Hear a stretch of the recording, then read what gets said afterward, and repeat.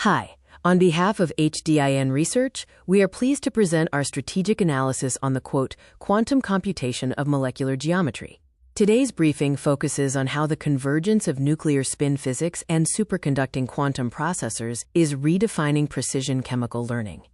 To set the stage, we use the SCQA framework. The situation is that molecular geometry remains the bedrock of drug discovery. However, the complication arises from the exponential scaling of classical simulations and the 6-angstrom limit of traditional NMR. This leads us to the question, how can digital quantum simulation bridge this gap? Our answer lies in a hybrid protocol utilizing OTOCs on hardware, like Google's Willow processor, to achieve long-range precision.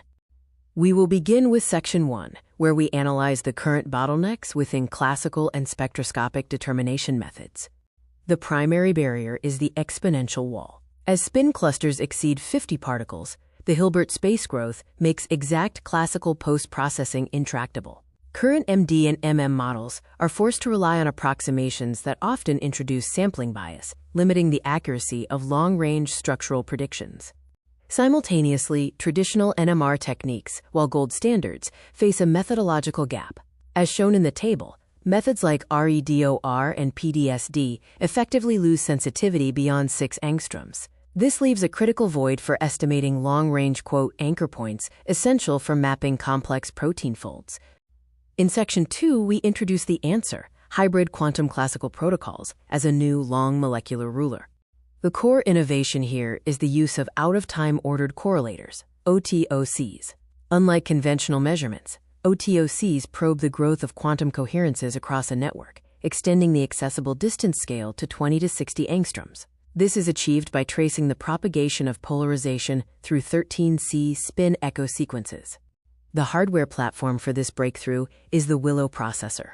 With 105 qubits and 99.9% 2-qubit gate fidelity, it provides the low-noise environment required to estimate complex many-body dynamics. Its FSIM gate architecture allows for flexible, high-precision circuit mapping. To scale these simulations, we utilize AlphaEvolve, an evolutionary coding agent. By generating optimized Python functions for circuit creation, AlphaEvolve reduced mean approximation errors from over 10% to less than 1%, significantly minimizing the gate count through light cone pruning. Our benchmarks on toluene demonstrate the protocol's sensitivity. A mere 0.5 angstrom contraction shifts the OTOC decay curve noticeably. Our measured distance of 2.47 angstroms aligns almost perfectly with literature references, validating that quantum hardware can replicate high-fidelity molecular decays. Section 3 shifts our focus to the broader market and policy landscape, examining global dynamics and supply chain resilience. Quantum technology is now a pillar of national strategy for over 30 countries.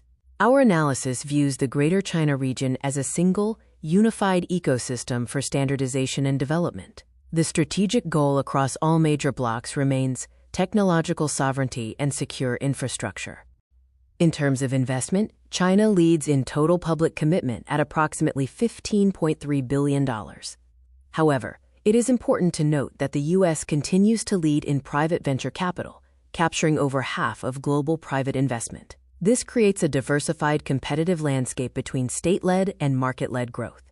Comparing modalities, superconducting qubits remain the most mature, led by IBM and Google. However, we are seeing significant validation in trapped ion and neutral atom systems. Each modality offers different trade-offs between gate speed and coherence time, as detailed in our comparison matrix. A critical choke point remains the cryogenic supply chain. Currently, there is a 70% dominance by EU and US firms in high-density dilution refrigeration and helium-3 isotopes. This dependency makes the quantum sector particularly sensitive to shifting export control policies. Finally, in Section 4, we explore the synergy between quantum computing and artificial intelligence. The quantum AI synergy is already yielding results. We estimate a 12.5% potential reduction in energy consumption for large-scale training. By offloading specific optimization subroutines to quantum processors, we can shorten LLM training cycles and improve error detection in real time. Looking ahead, the industry is transitioning from NISQ-era research to early fault tolerance. We anticipate utility-scale quantum advantage by 2040, at which point the commercial value is expected to exceed $2 trillion, particularly in chemistry and material science. Our recommendations are threefold. First, pharma firms must prioritize quantum molecular dynamics. Second, the finance sector should begin the transition to quantum-resistant algorithms, PQC, today. Finally, governments should focus on building sovereign infrastructure to mitigate supply chain risks. Thank you for your attention. For deeper insights or specific market research reports on advanced materials and quantum tech, please contact the HDIN research team at sales@hdinresearch.com. We now welcome your questions.